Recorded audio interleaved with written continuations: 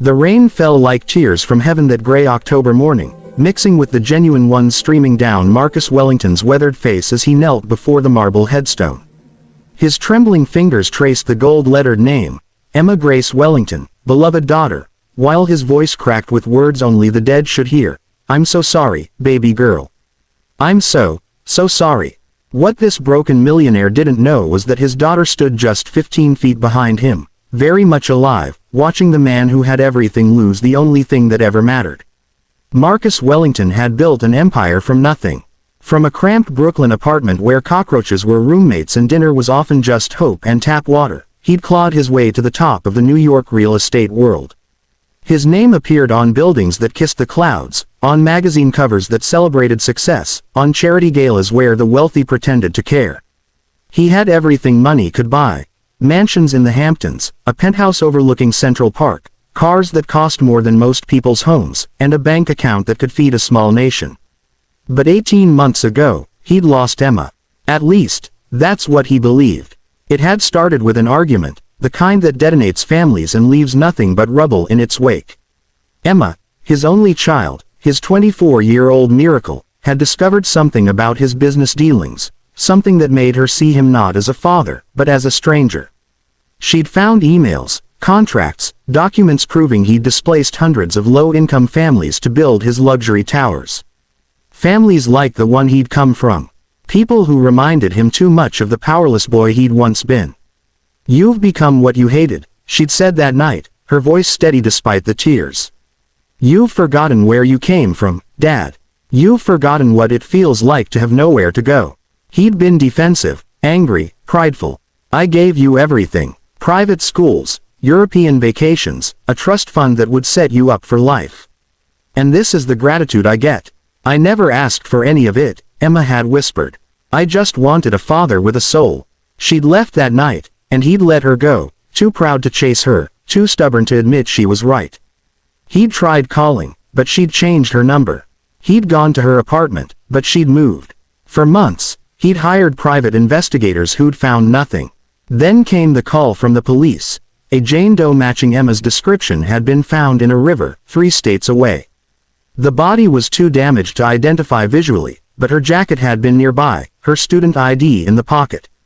He'd buried an empty casket because there wasn't enough left to bury. Now, every Tuesday morning, rain or shine, Marcus came to this grave. His assistant had learned to clear his schedule. His business partners had learned not to ask questions about his red-rimmed eyes. His wealth meant nothing here, kneeling in mud that stained his $5,000 suit. I looked for you everywhere, Emma, he sobbed, pressing his forehead against the cold stone. I checked every shelter, every hospital. I would have given it all up. The buildings, the money, everything, just to tell you that you were right. You were right about all of it. Behind him, hidden behind an oak tree thick enough to conceal her, Emma Wellington watched her father fall apart. She was thinner than she'd been 18 months ago, her designer clothes replaced with thrift store jeans and a worn jacket. Her manicured nails were now short and practical, her expensive haircut grown out into a simple ponytail. She looked like a different person, and in many ways, she was. After leaving her father that night, Emma had done something radical. She'd walked away from her identity. She'd donated most of her trust fund anonymously to the families her father had displaced, keeping only enough to survive modestly. She'd changed her appearance, her name, and her life. She'd wanted to understand the world her father had forgotten, to live among the people he'd stopped seeing. For 18 months, she'd worked at a homeless shelter in Philadelphia, serving meals and listening to stories that broke and rebuilt her heart daily. She'd met Maria, who'd lost her home when a Wellington property bought her building. She'd met James, a veteran who'd been displaced 3 times by luxury developments.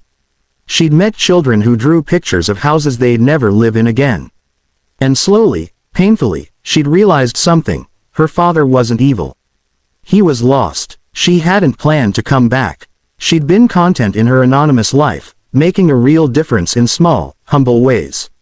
But then Marcus had done something that changed everything. Last month, while serving breakfast at the shelter, Emma had watched the news on the old TV in the corner. There was her father, at a press conference, his face haggard and aged beyond his 52 years. He was announcing the immediate halt of 3 major developments and the establishment of the Emma Grace Foundation, dedicated to creating affordable housing. He was pledging half his fortune to the cause, breaking ground on apartment buildings where families could actually afford to live. "My daughter tried to teach me something I was too blind to see," he'd said on camera, his voice breaking. "She tried to show me that success isn't measured in height or square footage, but in how many lives you lift up instead of pushing aside. I can't bring her back, but I can honor what she stood for. I can become the man she wanted me to be."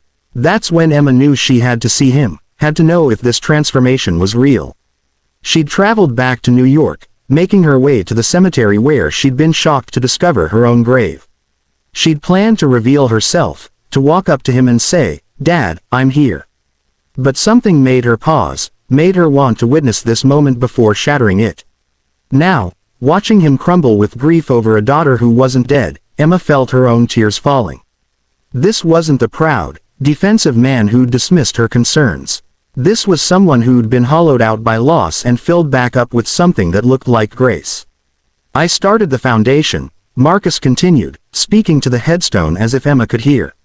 "I know it doesn't make up for what I did, but I'm trying, baby girl. I'm really trying. I met with the families I displaced. Most won't even look at me, and I don't blame them. But some of them let me help. There's a little girl named Rosa who asked me if I knew you, because she said anyone who could make someone as mean as me want to be good must have been an angel." He laughed bitterly, wiping his face with muddy hands. "You were, Emma, you are, and I'm so sorry I didn't listen when you were begging me to see." Emma's hand moved to the tree trunk, steadying herself. She'd imagined many versions of this reunion, but she'd never expected to find her father already transformed, already becoming the man she'd hoped he could be. The question now wasn't whether to reveal herself, but whether doing so would help or hurt his journey. She thought about the families at the shelter, the ones who'd slowly trusted her with their stories. She thought about Marcus's foundation, still in its infancy, needing his full commitment to truly make a difference. She thought about grief and how, sometimes, it's the weight that forges us into something stronger. But then Marcus said something that made her decision simple. "I'm going to keep going," he whispered to the grave. "Not because I think it'll bring you back or earn your forgiveness. I know I'll never see you again, never get to tell you that you were the best thing I ever built, the only thing I ever made that actually mattered. But I'm going to keep going because you're watching somehow, somewhere, and I need you to know that you didn't fail. You got through to me, Emma. Just too late for us, but not too late for everyone else." Emma stepped out from behind the tree. "Dad," she said softly. Marcus froze. For a moment, he didn't turn around, as if movement might shatter the hallucination. Then, slowly, he looked over his shoulder. The sound he made was inhuman, part sob, part gasp, all disbelief. He scrambled to his feet, stumbling, nearly falling, staring at her as if she were a ghost that might evaporate. "Emma," he whispered. "No, I'm losing my mind. You're not real." She walked toward him, closing the distance, her own tears flowing freely now. "I'm real, Dad. I'm so real, and I'm so sorry for making you think I was gone." He reached out with shaking hands, touching her face as if confirming she was solid, present, alive. Then he pulled her into an embrace so tight it hurt, and they both collapsed to their knees in the mud, holding each other in front of a grave that had never needed to exist. "I don't understand," he kept repeating. "I don't understand." Between sobs, Emma explained everything: her departure, her new life, the mistaken identification, her work at the shelter. She told him about the world she'd discovered, the one he'd forgotten.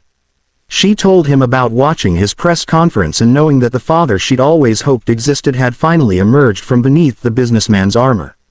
"I was watching you," she said, "just like you said. I was watching to see if you really meant it, if you'd really changed. And Dad, you have.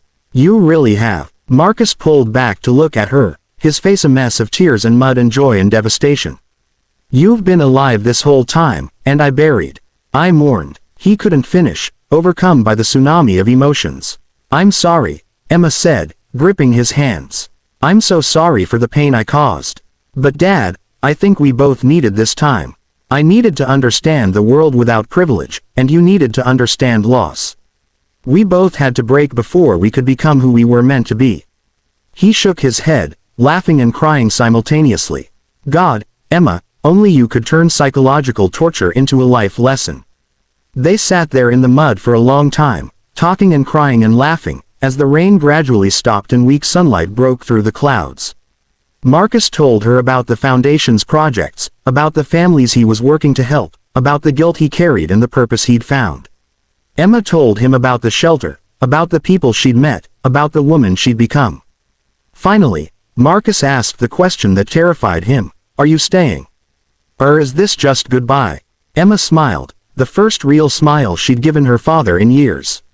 "I'm staying, but not as Marcus Wellington's daughter returning to luxury.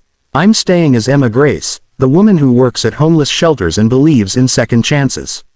Can you accept that version of me?" "I'd accept any version of you," he said firmly. "But I'm especially proud of that one." They stood up together, looking at the unnecessary grave marker. "What do we do about this?" Emma asked, gesturing to her own headstone. Marcus thought for a moment, then smiled. "We leave it, as a reminder of the man I was when I thought I'd lost you, and the man I became because of it. Besides," he added, "Emma Grace Wellington did die. She became someone better." As they walked away from the cemetery together, Marcus's arm around his daughter's shoulders, they began planning their future, not in boardrooms and penthouses, but in community centers and affordable housing projects. The millionaire who'd had everything and lost what mattered most had gotten a miracle he didn't deserve, a second chance to be the father his daughter needed, and the man he should have been all along. Behind them, the marble headstone remained, a monument not to death but to transformation, a reminder that sometimes we have to lose everything to discover what truly counts. And in the end, what counts isn't the buildings we erect or the wealth we accumulate, but the lives we touch and the love we choose over pride. 3 years later, the Emma Grace Foundation had housed over 2,000 families, and both Marcus and Emma worked there full-time, side by side, father and daughter united in purpose. And every Tuesday morning, they visited that grave together, not in mourning but in gratitude for the death that led to 2 rebirths, and the love that survived even the grave.